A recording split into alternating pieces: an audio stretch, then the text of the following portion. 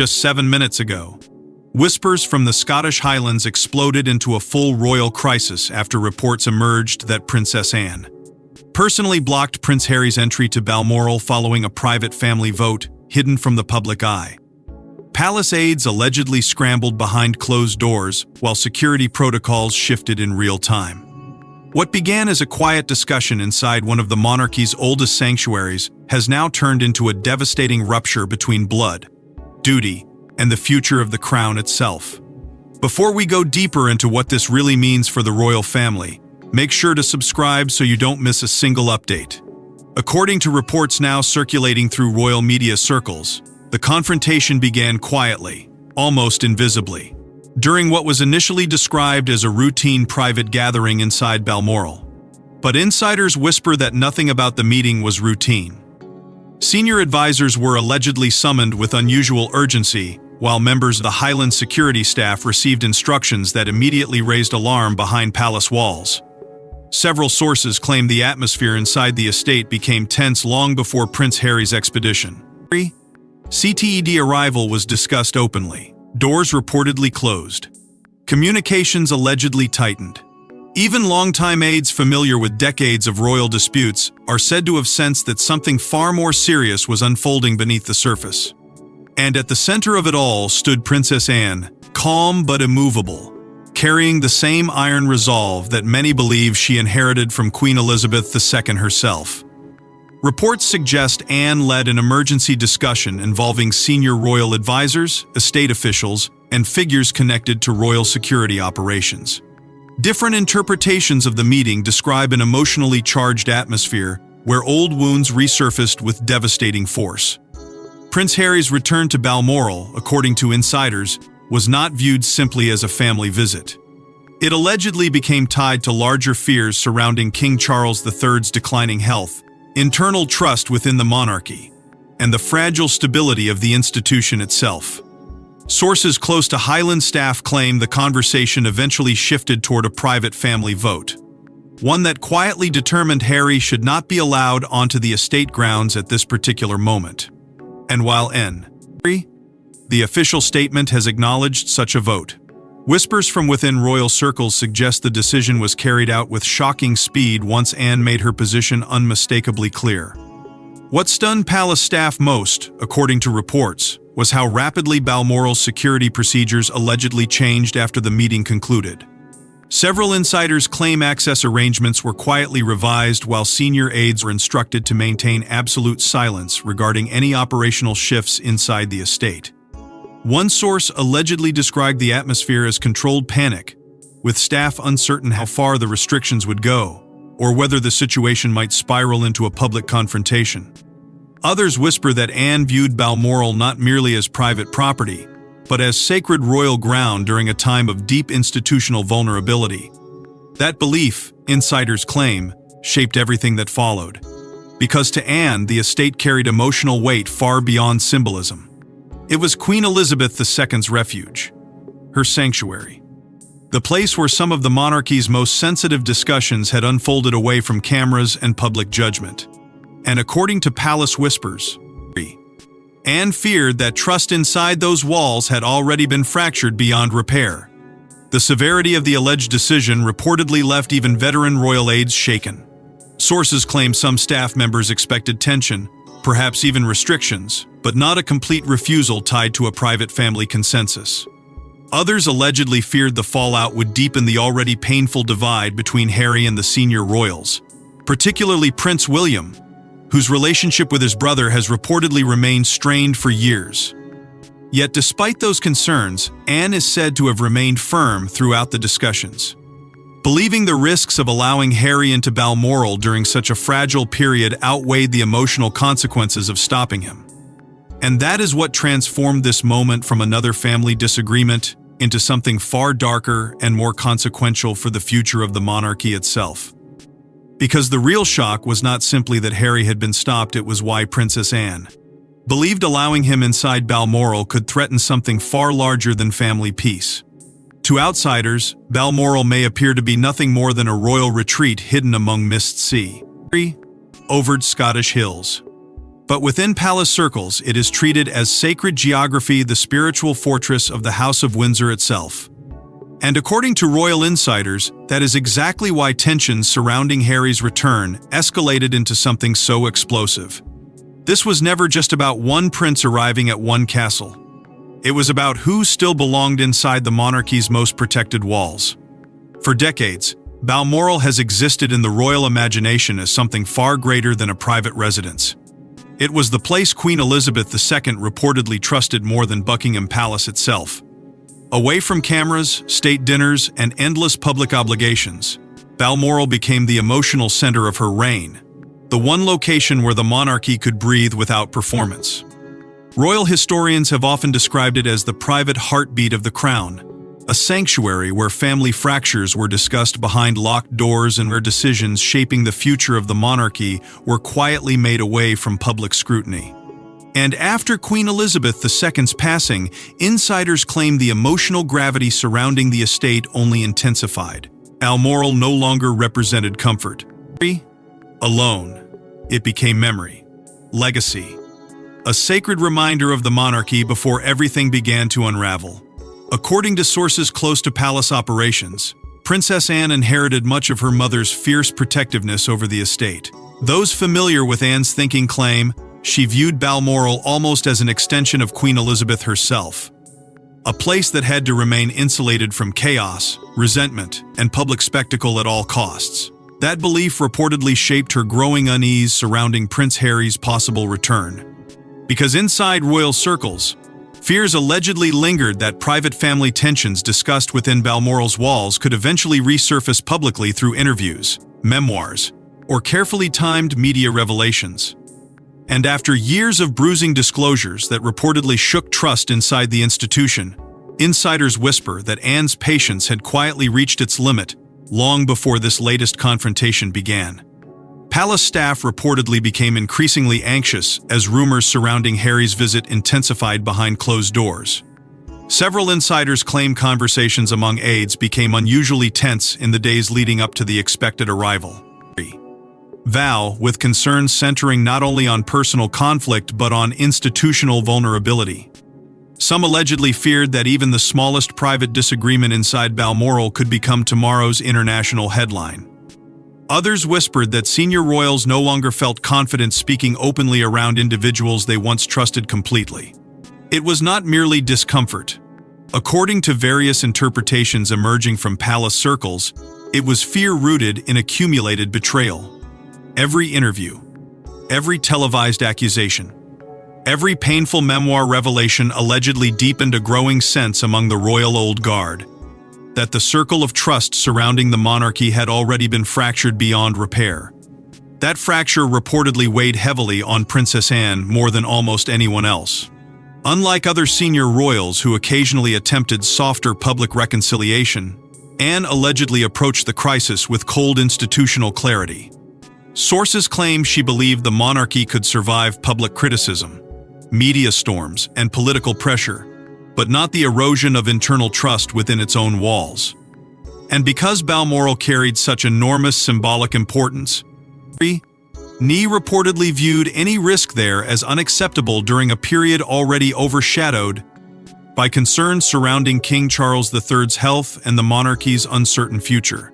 Harry's previous interviews and memoir revelations, according to insiders, remained impossible for many senior royals to fully move past.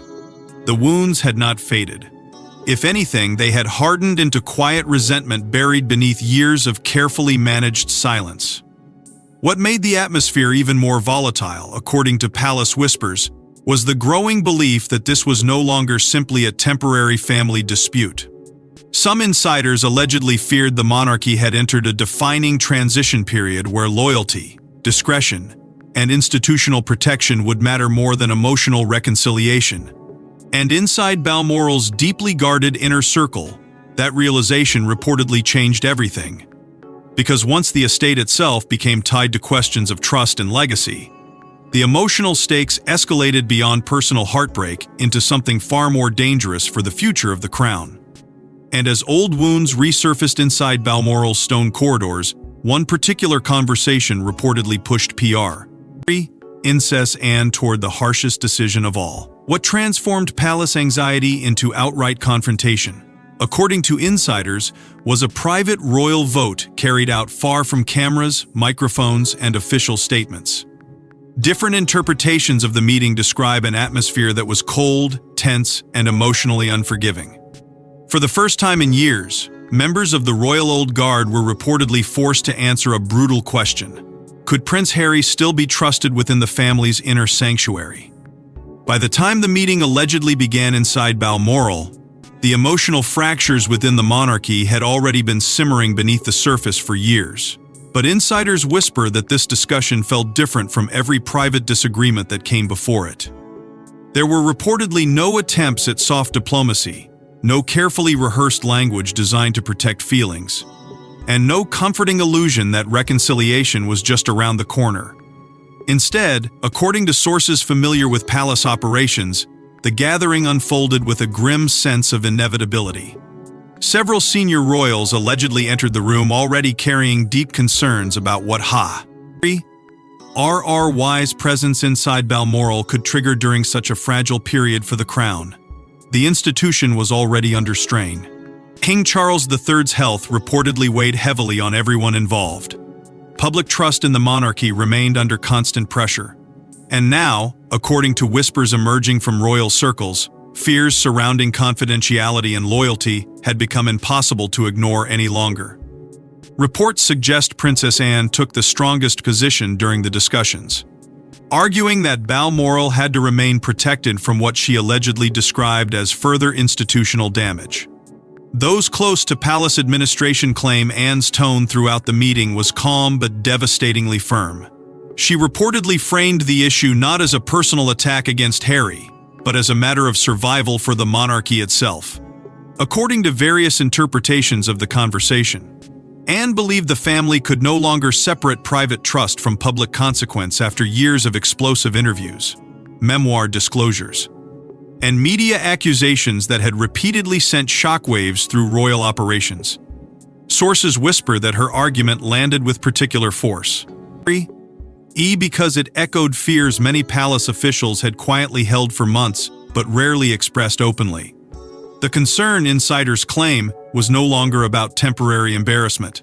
It was about whether the monarchy's internal conversations could remain protected at all. Prince William was reportedly aligned with Anne's cautious position, though sources suggest the emotional weight of the situation affected him differently. Palace insiders claim years of tension between the brothers hovered heavily over every moment of the discussion. While Anne allegedly approached the crisis through the lens of duty and institutional preservation, William reportedly carried a more personal layer of disappointment beneath the surface. Some whispers from inside royal circles suggest he struggled with the emotional reality that trust between the brothers had deteriorated so deeply that even a private Balmoral gathering now felt politically dangerous. Yet, despite whatever personal pain may have existed, reports indicate William ultimately supported Anne's position, believing the risks surrounding Harry's arrival outweighed the possibility of short-term reconciliation. King Charles III, however, was all else. Far more conflicted. Different interpretations of the meeting describe a monarch emotionally torn between his role as sovereign and his role as father. Sources close to palace staff claim moments of silence reportedly settled over the room as Charles listened to arguments from both sides, visibly burdened by the impossible balance between family loyalty and institutional responsibility. Some insiders even whisper that the king initially hesitated to support such a severe outcome, fearing the symbolic damage it could inflict on an already fractured relationship with his youngest son. But as concerns surrounding media exposure, confidentiality, and public fallout intensified, the atmosphere reportedly shifted. Palace administrative staff were allegedly placed on alert before the vote had even formally concluded, suggesting that preparations for a hardline decision were already quietly underway behind the scenes. Then came the moment insiders claim changed everything. According to palace whispers, once Anne's position prevailed, security arrangements around Balmoral allegedly shifted almost immediately. Access procedures were reportedly tightened, staff instructions revised, the operational protocols updated with startling speed. Several aides were said to be stunned not only by the decision itself, but by how direct and uncompromising it became once finalized. For many inside the palace, the vote represented something far larger than a temporary family dispute. It felt like the formal collapse of trust between Prince Harry and the monarchy's inner circle. But while the palace fought to contain the fallout behind closed doors, word of the decision was already beginning to spread beyond Balmoral's gates. Insiders claim Prince Harry never expected the situation to escalate this far. What may have begun as a difficult family disagreement allegedly transformed into a moment of personal humiliation unlike anything he had faced before. Because according to whispers emerging from royal circles, this was not merely a delayed invitation or a scheduling conflict. This was a visible act of exclusion, and one delivered by Princess Anne with devastating finality. According to reports now spreading through palace circles, Harry was allegedly informed of changing arrangements only shortly before crucial travel plans were expected to be finalized. Sources familiar with His situation claimed the communication itself was cold, carefully controlled, and stripped of the emotional warmth that once defined family interactions within the monarchy. What initially appeared to be uncertainty surrounding logistics reportedly evolved into something far more painful as the reality slowly became impossible to ignore. Insiders whisper that members of Harry's team were left scrambling for clarity while confusion and frustration spread rapidly behind the scenes. Some allegedly believed there had been a misunderstanding. Others reportedly feared the palace was intentionally creating distance without publicly admitting it. But as silence from senior royal officials continued, the meaning behind the decision became harder to deny. For Harry, according to various interpretations circulating among royal insiders, the emotional impact allegedly went far beyond embarrassment. Balmoral was not simply another royal property. It carried decades of family memory, personal history, and emotional attachment connected to Queen Elizabeth II herself.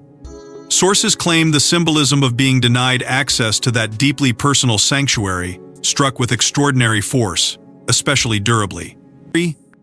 NGA period already overshadowed by concerns surrounding King Charles III's health and the monarchy's uncertain future. What made the situation even more painful, insiders whisper, was the growing realization that this exclusion reportedly carried the support of senior members of the royal family, not just palace administrators or security advisors. The walls around Harry, according to those close to royal operations, no longer seemed temporary. They appeared deliberate, permanent, institutional. Royal insiders claim Princess Anne refused to soften the decision once the private vote had concluded. Different interpretations of the aftermath describe intense pressure behind closed doors to find some form of compromise or symbolic gesture that could ease tensions before the story spiraled publicly. Yet, according to whispers emerging from inside Balmoral, Anne allegedly remained unwavering throughout the fallout. Some sources even suggest she viewed hesitation itself as dangerous during such a fragile chapter for the monarchy. To Anne, insiders claim, reversing course would have signaled weakness at the exact moment she believed the institution required clarity and discipline above all else. That belief reportedly transformed the Balmoral decision into something larger than one isolated conflict. According to several palace figures, it became an unmistakable message about boundaries, loyalty, and consequences inside the modern monarchy. Harry's strained relationship with Prince William allegedly remained one of the darkest shadows hanging over the entire situation. Sources close to royal staff claim years of emotional distance between the brothers created an atmosphere where trust no longer came naturally, even during moments of family crisis. Some insiders whisper that the private vote forced senior royals to confront painful realities they had long avoided acknowledging publicly. The emotional fracture between William and Harry, according to reports, was no longer viewed as temporary tension capable of quiet repair behind palace walls. Instead, many courtiers allegedly feared it had hardened into something far more permanent and politically dangerous for the institution itself. That fear reportedly intensified concerns among palace staff that any private gathering could be a threat to the safety of the royal family. Involving Harry could eventually produce another wave of public fallout if confidential discussion resurfaced outside royal circles. As rumors surrounding the incident quietly leaked beyond Balmoral, palace aides reportedly grew increasingly alarmed about how the public might react if the full extent of the exclusion became widely understood. Some insiders claim there were fears of another international backlash capable of reigniting media wars the monarchy had spent years attempting to contain. Others allegedly described the moment as a point of no return in family trust, one that exposed how deeply internal relationships had deteriorated beneath the surface of royal protocol and carefully staged appearances. But perhaps the most emotionally devastating aspect of all was the symbolism attached to Balmoral itself. Because being blocked from that estate did not feel, to many observers, like the loss of a visit. It felt like exclusion from the emotional center of the royal family entirely. Yet behind the emotional fallout and palace silence, another question was beginning to emerge: was Princess Anne acting alone, or enforcing something Queen Elizabeth herself once feared? For years, Princess Anne has quietly cultivated a reputation unlike any other royal alive. While others mandated headlines, she commanded systems, protocol, and institutional discipline. And according to sources familiar with palace operations, the decision to block Harry from Balmoral may have been part of something far more calculated, an unwritten royal doctrine designed to protect the monarchy during its most vulnerable hour. Long before this latest crisis erupted behind Balmoral's guarded walls, insiders claim Princess Anne had already become one of the most influential figures operating quietly inside the modern monarchy. Unlike senior royals whose influence often depended on public popularity or media perception, Anne reportedly built her authority through something colder, harder, and far more enduring: discipline. Palace staff allegedly learned years ago that Anne approached royal duty not as performance but as obligation. There were no emotional theatrics, no carefully staged displays of reconciliation. According to those familiar with palace operations, Anne believed survival of the institution depended on consistency, structure, and unwavering loyalty to the crown above all else. And after Queen Elizabeth II's death, whispers inside royal circles suggest that belief only intensified. Reports now claim Anne gradually evolved into one of the monarchy's strongest internal enforcers during the uncertain years that followed the late Queen's passing. As public scrutiny surrounding the royal family deepened and tensions with Prince Harry and Meghan Markle repeatedly resurfaced across interviews, documentaries, and memoir revelations, insiders allege Anne became increasingly convinced that the monarchy was entering a dangerously unstable period. Sources whisper that palace aides even developed a private nickname for her approach behind closed doors: the Iron Protocol. According to various interpretations, the phrase referred to Anne's uncompromising belief that emotional reconciliation could never come at the expense of institutional protection. In her view, duty was not negotiable. It came before discomfort, before public sympathy, before blood itself. King Charles III's illness reportedly intensified those fears dramatically. Insiders claim concerns surrounding the king's health created growing anxiety among senior palace officials about the long-term stability of the monarchy during a delicate transition period. Behind closed doors, sources suggest discussions increasingly centered around protecting the institution from internal chaos while maintaining public confidence during moments of visible vulnerability. And according to whispers from royal administrative circles, Anne allegedly viewed that responsibility with almost military seriousness. Some insiders even claim she feared that additional public disclosures involving private royal matters could weaken the crown at precisely the wrong moment, damaging not only Charles's reign but the fragile continuity surrounding Prince William's future role as monarch. That fear, according to palace insiders, significantly expanded Anne's influence within private family discussions. While King Charles reportedly struggled emotionally with balancing personal relationships against royal duty, Anne allegedly became the figure many courtiers relied upon for clarity when difficult decisions emerged. Sources familiar with internal palace dynamics claim her voice carried increasing authority, precisely because she was seen as emotionally unshakable during moments when others hesitated. Some insiders even described her role as that of a guardian standing between the monarchy and what she perceives as institutional erosion. And nowhere was that more visible, according to whispers inside Balmoral, than during the private vote surrounding Harry's exclusion from the estate. Several courtiers allegedly viewed the Balmoral decision as bureaucratic warfare disguised as protocol. The phrase reportedly spread quietly among palace staff after Anne's position prevailed, reflecting both admiration and unease surrounding the severity of the move. To critics, insiders claim the decision felt brutally cold, even symbolic of how far royal relationships had deteriorated beneath years of polished public appearances. But to Anne's supporters within the monarchy's old guard, the situation looked very different. Sources whisper that many senior figures quietly rallied behind her uncompromising stance because they believed the institution itself was now facing an era where emotional softness could become dangerous. The monarchy, according to those interpretations, could no longer afford uncertainty regarding loyalty, confidentiality, or trust within its inner sanctuary. And perhaps that is what made the Balmoral confrontation so emotionally devastating for everyone involved. Because beneath the silence, beneath the security protocols and whispered meetings, there was a deeper truth emerging that many inside the palace had resisted confronting for years. The monarchy was no longer merely managing family disagreements. It was fighting to define the boundaries of trust during one of the most fragile chapters in modern royal history.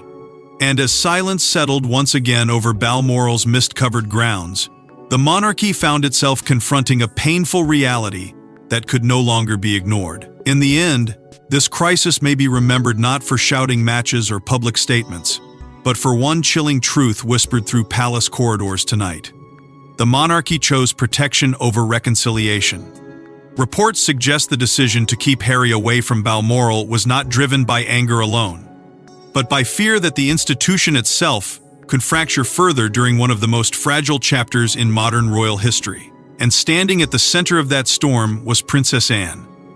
What unfolded behind Balmoral's guarded walls reportedly exposed something far deeper than another painful royal disagreement. According to palace insiders, the incident forced senior members of the monarchy to confront how profoundly fractured their relationships had become after years of tension, suspicion, and emotional exhaustion. The damage, sources whisper, was no longer hidden beneath polite public appearances or carefully controlled statements issued through palace communications teams.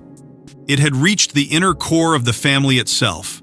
Conversations that once might have centered around healing and reconciliation allegedly shifted toward survival, institutional stability, and the protection of royal confidentiality. And for many within the palace, that realization carried a devastating emotional weight because it suggested the monarchy was quietly losing faith in its own ability to repair what had been broken. Princess Anne reportedly viewed the monarchy not as a private family arrangement shaped by emotion, but as a sacred trust that had to endure regardless of personal heartbreak. Those closest to palace operations claimed that belief guided every decision she made during the Balmoral crisis. To Anne, insiders suggest, the crown represented continuity, discipline, and responsibility stretching far beyond individual relationships. That perspective allegedly explained why she remained so firm even as the emotional consequences of the decision became impossible to ignore. Some sources whisper that Anne understood the exclusion would deepen existing wounds within the family, particularly between Harry, William, and King Charles III. Yet according to various interpretations emerging from royal circles, she believed allowing uncertainty around trust and loyalty to continue unchecked would pose an even greater danger during such an unstable chapter for the monarchy. King Charles III reportedly struggled deeply with the outcome. Different accounts from inside palace circles describe a monarch caught between two painful realities: his role as father and his role as sovereign. Sources familiar with the situation claim Charles allegedly hoped for some form of reconciliation for years, even as tensions repeatedly escalated through public interviews, memoir revelations, and ongoing media conflict. But the Balmoral decision reportedly forced him into a position where emotional instinct collided directly with institutional responsibility. Some insiders whisper that the emotional burden of the private vote visibly weighed on him long after the discussions around included particularly because the exclusion symbolized not merely distance from Harry, but the collapse of trust between his youngest son and the monarchy's inner circle. At the same time, royal insiders increasingly believe the alliance between Prince William and Princess Anne now represents the monarchy's strongest internal power structure moving forward. Sources claim both figures share a similar understanding of duty, discipline, and institutional preservation, especially during moments of crisis. While their personalities differ dramatically, insiders whisper that their united stance during the Balmoral confrontation signaled a defining shift inside the House of Windsor. The monarchy's future, according to several palace figures, may now rest more heavily than ever on those willing to place structure above sentiment. And that reality reportedly alarms some aides who fear future reconciliation with Harry is becoming more distant with every passing confrontation. The emotional symbolism of Balmoral itself only intensified the gravity of what occurred. For generations, the estate represented privacy, healing, and family unity away from public pressure. Yet now, according to wise persons inside royal circles, it may instead be remembered as the place where the monarchy finally acknowledged how irreparably strained certain relationships had become. Palace aides allegedly fear the silence surrounding the incident will only deepen public fascination because so much of the story remains hidden behind layers of protocol, secrecy, and emotional restraint. And perhaps that is why this moment feels so historically heavy within the royal narrative. Balmoral once again became the setting for a defining turning point hidden behind silence and protocol, where duty ultimately outweighed blood in the eyes of those tasked with protecting the institution at all costs. Because inside the House of Windsor, blood may shape the family, but in moments of crisis, duty decides who is allowed through the gates. Thanks for watching. Please don't forget to like and subscribe, and we will see you in the next one.